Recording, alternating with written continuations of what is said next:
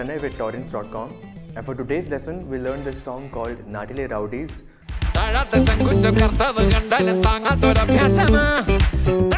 If you're more used to playing your chords and strumming, then this is a very nice song to try and upskill and to challenge yourself. There are two guitar layers that are happening. The first layer sounds like this. The second layer that happens on top of this guitar part sounds like this. So let's take a look at the bridge section, or you can also call it an instrumental break.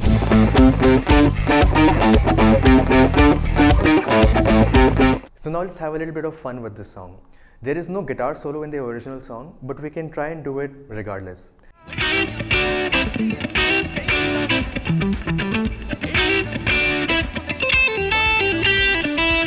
Nattile Rowdies!